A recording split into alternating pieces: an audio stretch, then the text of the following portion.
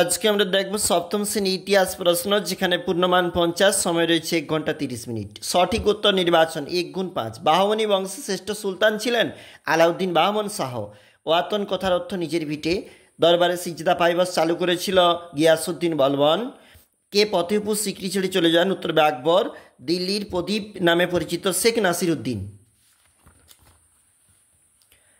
পানিপথের দ্বিতীয় যুদ্ধ কত খ্রিস্টাব্দে? 1556 খ্রিস্টাব্দে হয়েছিল। 1556। বীরবলের প্রকৃত নাম মহেশ দাস। হাভেলি কি? শাহজাহানবাদের বড় বাড়িগুলি কে হাভেলি বলা হতো। কোটলা শব্দের অর্থ দুর্গ। মোহাম্মদ বিন তুগলকের প্রতিষ্ঠিত শহরটির নাম জাহানপনাহ। ভাস্কর দা গামা কালিকট বন্দরে এসে পৌঁছেছিল 1498 খ্রিস্টাব্দে। হন্ডি কি? কাগজের নোট। তোমরা দেখবে আকবরনামা গ্রন্থটি লিখেছিল আবুল ফজল।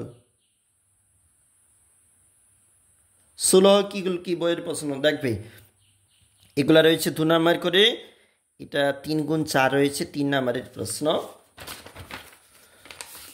পরবর্তী পেজ, এটা হচ্ছে পরবর্তী পেজ, যেখানে দাক্ষিণাত্য ক্ষত রয়েছে এবং মুঘল শাসকরা ব্যবসায় কীভাবে উৎসাহ দিতেন। এছাড়াও যেখানে সুবা প্রশাসন বা 3 গুণ 5 রয়েছে। এই প্রশ্নগুলির জন্য অবশ্যই দেখবে 5 নাম্বার করে রয়েছে।